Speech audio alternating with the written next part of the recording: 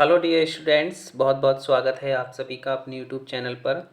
इस video lecture में हम यूपी बोर्ड क्लास 12th का अनसोल्ड पेपर जो है वो सॉल्व करा रहे हैं और 2 अनसोल्ड पेपर हम ऑलरेडी सॉल्व करा चुके हैं, जिसकी लिंक आपको डिस्क्रिप्शन बॉक्स में मिल जाएगी। आप वहां जाकर प्रत्येक वीडियो को एक एक करके वॉच कर सकते हैं।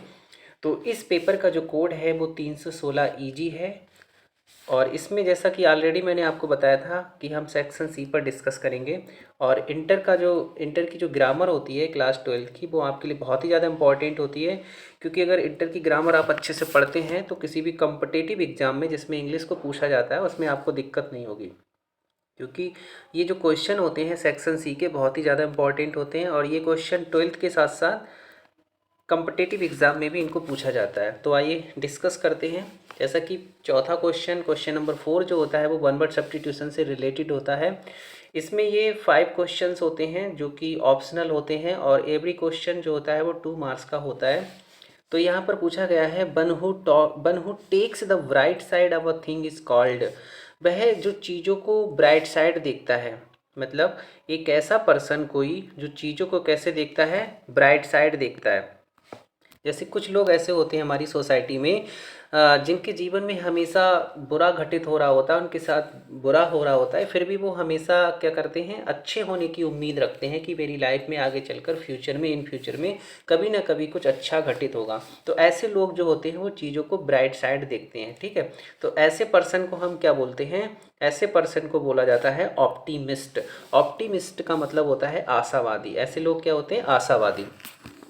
तो ये तो आशावादी हो गया। अगर सपोज करिए एग्जाम में आ गया one who takes the dark side, अगर लिखकर आ गया डार्क साइड, ठीक है, तो ऐसे लोग जो चीज़ों को डार्क साइड देखते हैं, जैसे आपने देखा होगा हमारी सोसाइटी में कुछ लोग ऐसे होते हैं जो नेगेटिव व्यूज़ के होते हैं, हमेशा नकारात्मक ही सोचते हैं, उनकी लाइफ में सब कुछ अच्छा घटित हो रहा होता है, फिर भी वो ये सोचते रहते हैं कि मेरे जीवन में आगे चल के बहुत गलत हो जाएगा, मेरे साथ बहुत बुरा हो जाएगा, कहीं मेरे साथ ऐसा ना हो जाए। तो ऐसे लोग क्या होते हैं, चीज़ों को डार्क साइड देखते हैं, तो उनको हम बोलते हैं पैसिमिस्ट। क्या बोलते हैं, पैसिमिस्ट, जिसका हिंदी मीनिंग होता है निराशावादी। तो इसका मतलब आपको इसका जो मीनिंग है वो अच्छे से क्लियर हो गया होगा कि जो ब्राइट साइड देखते हैं उनको हम बोलते हैं ऑप्टिमिस्ट, आशावादी होते हैं, और जो डार्क साइड देखते हैं उनको क्या बोलते हैं, हम पैसिमिस्ट। तो यहाँ पर पूछा गया है ब्राइट साइड, तो इसका राइट आंसर क्या होगा, ऑप्शन नंबर 3 होगा यहाँ पर, ऑप्टिमिस्ट। कभी कभी एग्जाम में इसका एंटोनियम भी पूछ लिया जाता है। मान लीजिए दे दिया ऑप्टिमिस्ट और ऑप्टिमिस्ट का एंटोनियम क्या होता है, तो आप क्या लिखेंगे, पैसिमिस्ट।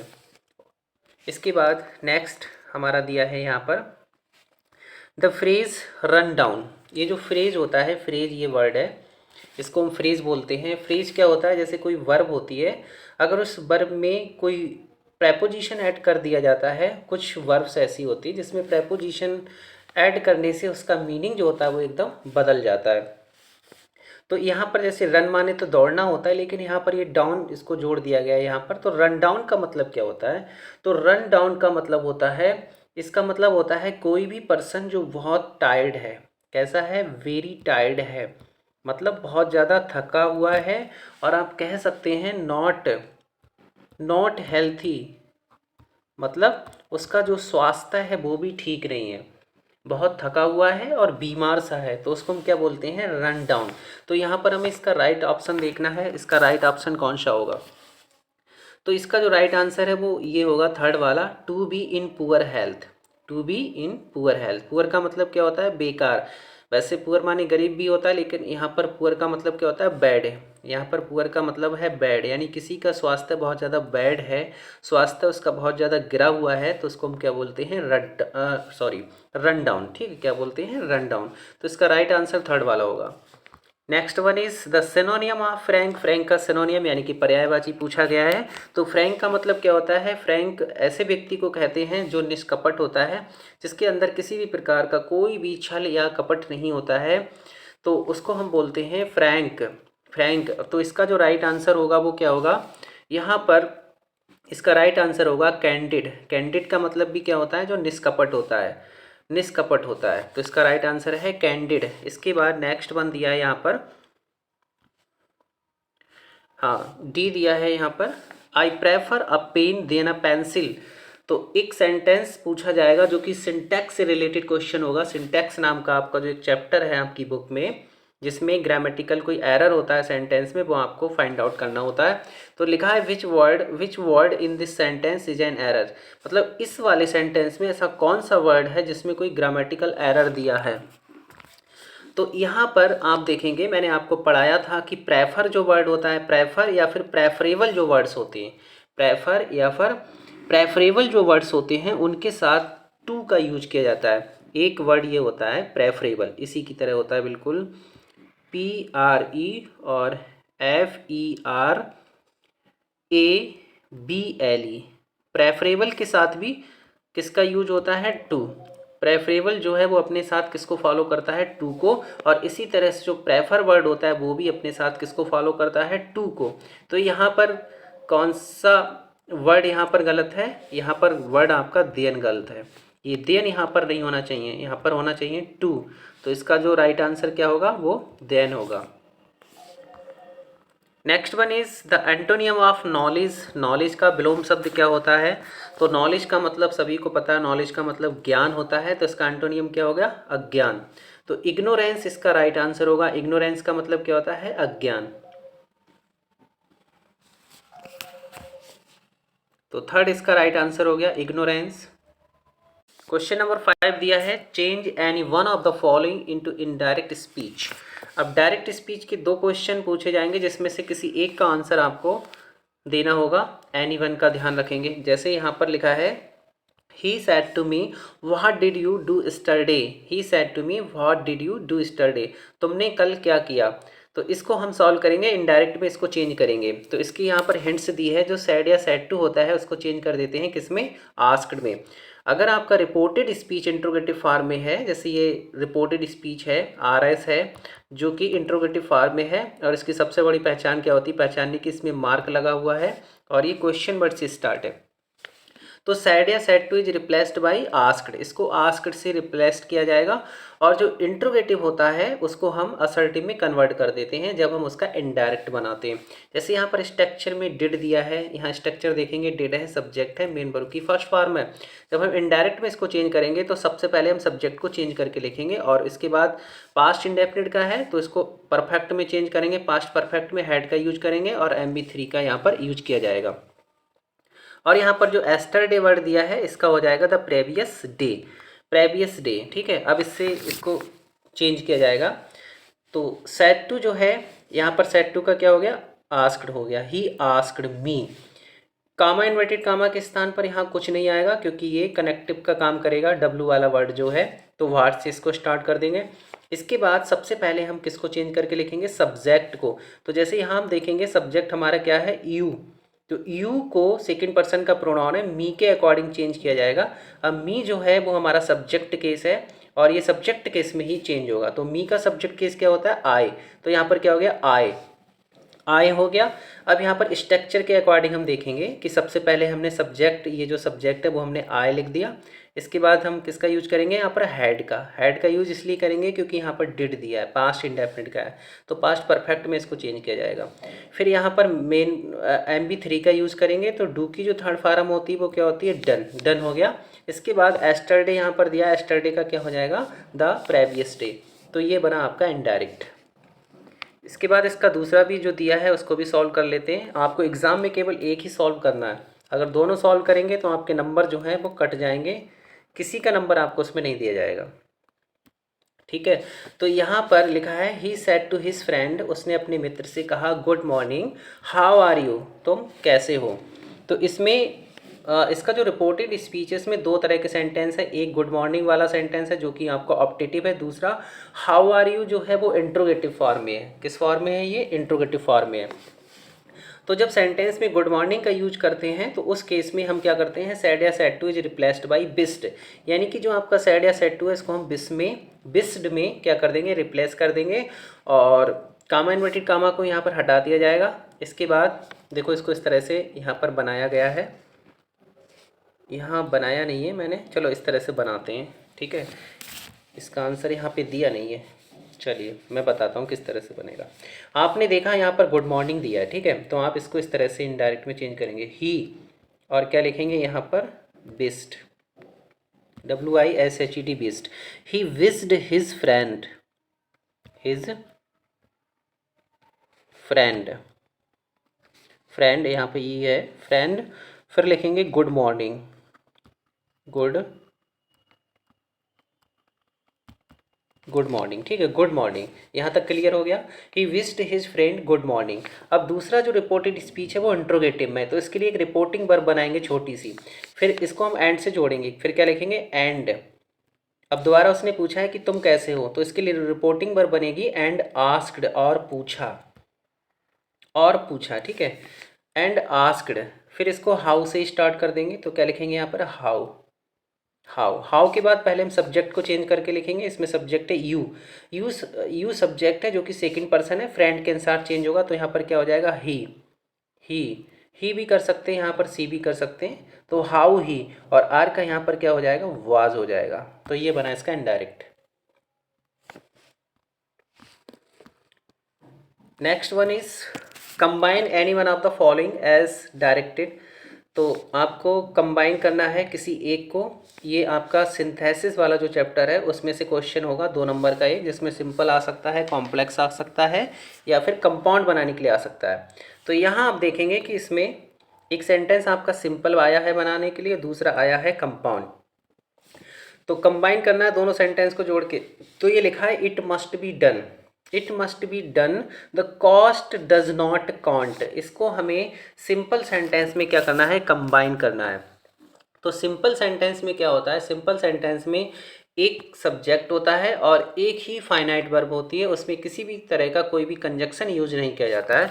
तो इसका सिंपल जो बनेगा बहुत ही सिंपल बनेगा इस तरह से, इट मस्ट बी डन। ये पहला वाला सेंटेंस हम सेम इसी तरह से लिख देंगे, और इसके बाद यहाँ पर जो कास्ट दिया है उसको चेंज कर देंगे, द कॉस्ट को चेंज कर देंगे एट एनी कॉस्ट में, एट एनी कॉस्ट में। तो ये इधर वाला जो ये इतने जो वर्ड्स हैं वो हटा दिए जाएंगे, तो ये बनेगा it must be done at any cost, it must be done at any cost. इसके बाद नेक्स्ट दिया है जिसको आपको कॉम्प्लेक्स बनाना है, तो कॉम्प्लेक्स में he was so tired, question कह रहा है कि ही वाज सो टायर्ड, वो इतना ज़्यादा थक गया था कि ही कुड नॉट रन, वो नहीं दौड़ सका, वह इतना ज़्यादा थक गया था कि वह नहीं दौड़ सका। तो इसको आपको कॉम्प्लेक्स में चेंज करना है। तो ये किस तरह से कॉम्प्लेक्स में चेंज करेंगे, ये वाला जो सेंटेंस है वो एडवर्ब क्लॉज से बनेगा, एडवर्ब क्लॉज। अब एडवर्ब क्लॉज से कैसे बनेगा, क्योंकि इसमें क्या दिखाया जा रहा है, इसमें रिजल्ट को शो किया जा रहा है। ये वाला जो सेंटेंस है वो शोइंग रिजल्ट, यानी कि रिजल्ट दिखा रहा है। रिजल्ट इसलिए दिखा रहा है क्योंकि वो थक गया है, ठीक है, थक गया है, तो इसका परिणाम क्या है कि वो दौड़ नहीं सकता है। तो ये वाला जो वर्ड है, ये वाला जो सेंटेंस है वो क्या दिखा रहा है, रिजल्ट को दिखा रहा है। अब अगर सेंटेंस रिजल्ट को शो कर रहा है और इसको कॉम्प्लेक्स बनाना होता है, तो उसको हम किससे बनाते हैं, इसमें जो पहला सेंटेंस या पहला जो क्लॉज होता है उसमें हम सो का यूज करते हैं, और जो दूसरा वाला क्लॉज होता है आपका उसमें हम डैट का यूज करते हैं, ठीक है, डैट। तो यहाँ पर सो का मतलब होता है इतना, और डैट का मतलब क्या होता है कि। तो ये बनेगा he was so tired, so already इसमें लगा हुआ है, ही वाज सो टायर्ड, भाई इतना ज़्यादा थक गया था। अब यहाँ पर हम इसको डैट से जोड़ देंगे, ठीक है, ये एडवर्ब क्लॉज बन गया हमारा, डैट से जोड़ दिया, that he could not run, तो ये बना ही वाज सो टायर्ड, वो इतना ज़्यादा थक गया था कि वह दौड़ नहीं सका। अगर सेंटेंस में रिजल्ट दिखाया जा रहा है तो उस केस में हम इसको किससे बनाएंगे, सो डैट से बनाएंगे। आई होप आपको ये वाला सेंटेंस क्लियर हो गया होगा। फ्रेंड्स, अगर वीडियो पसंद आ रहा हो तो उसको लाइक कर दें और शेयर कर दें अपने फ्रेंड सर्कल में। इसके बाद सेक्शन हाँ सी है ग्रामर वाला, जिसमें आपका सी वाला जो क्वेश्चन होगा वो होगा ट्रांसफॉर्मेशन से। लिखा है transform any one of the following as direct. Transform का मतलब वही होता है, सेंटेंस को आपको ट्रांसफॉर्म करना है, चेंज करना है, लेकिन उसके मीनिंग में, उसके अर्थ में कोई भी अंतर नहीं आना चाहिए। तो इसके अंतर्गत पैसिव वॉइस आता है। तो पैसिव वॉइस कैसे बनेगा, इसका लिखा है यू कैन सॉल्व इट, आप इसको सॉल्व कर सकते हैं। तो पैसिव वॉइस में क्या होता है, जो ऑब्जेक्ट होता है वो पहले आता है, ये पहले आएगा, इसके बाद कैन आएगा। कैन एक मॉडल वर्ब होती है, और जितनी भी मॉडल्स वर्ब होती हैं, जैसे आपकी बिल हो गई, बिल और सेल ये भी मॉडल वर्ब में ही आती है। बिल है, सेल है, ठीक है, कैन है, या फिर कुड है, शुड है, मस्ट है या फिर हम कह सकते हैं माइट है। ये जितनी भी मॉडल्स वर्ब होती हैं इनके साथ पैसिव वॉइस में हमेशा बी का यूज किया जाता है। तो यहाँ पर आप देखेंगे कि इट को इधर लाए, इट कर दिया, इसके बाद कैन लिखा, कैन के साथ बी का यूज कर दिया। इसके बाद पैसिव वॉइस में हमेशा मेन वर्ब की थर्ड फॉर्म का यूज करते हैं, तो मेन वर्ब की थर्ड फॉर्म हो गई। फिर ये यू जो है इधर ऑब्जेक्ट बनेगा और इससे पहले क्या आएगा, वाई। ठीक है, वाई यू। तो ये बना it can be solve by you, ये तुम्हारे द्वारा सॉल्व किया जा सकता है, ये इसका मीनिंग हो गया। Next one is interrogative sentence पूछा गया इसमें, दियर ग्लोरी कैन नेवर फेड। इसे आपको इंट्रोगेटिव में चेंज करना है, यहाँ फुल स्टॉप होगा।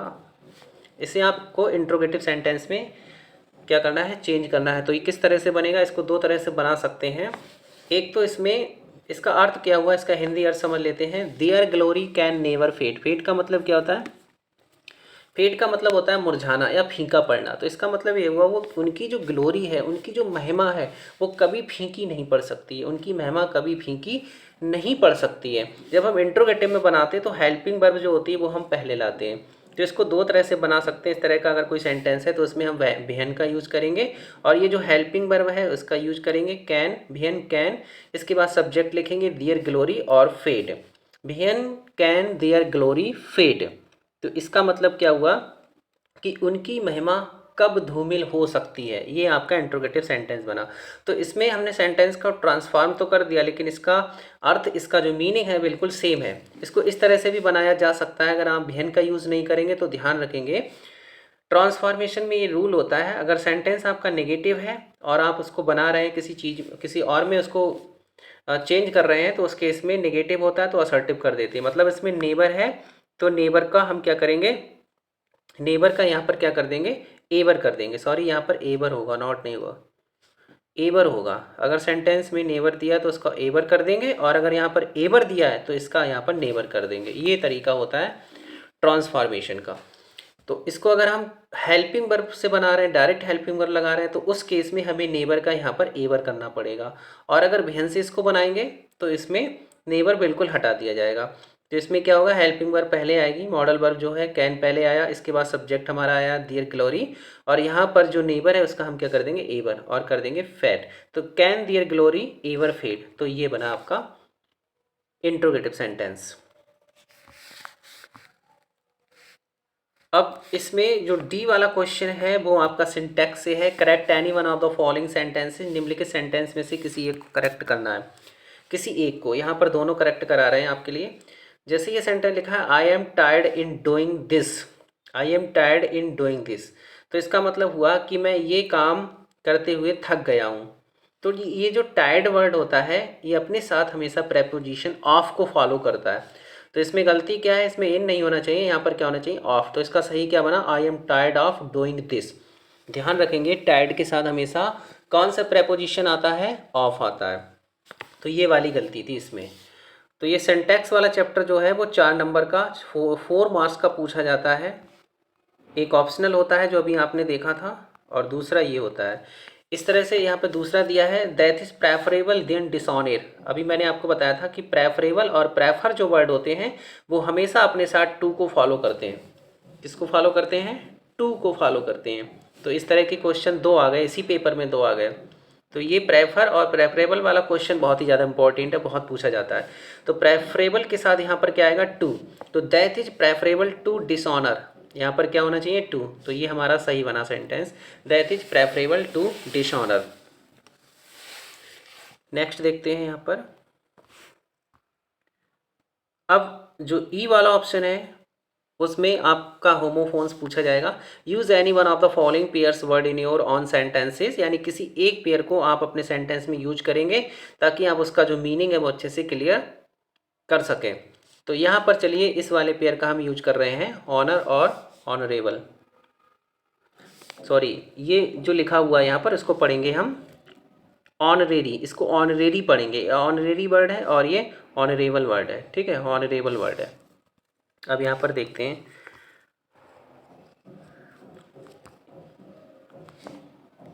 हाँ ये 2 वर्ड्स हैं जिसका आपको क्या करना है, यूज करना है।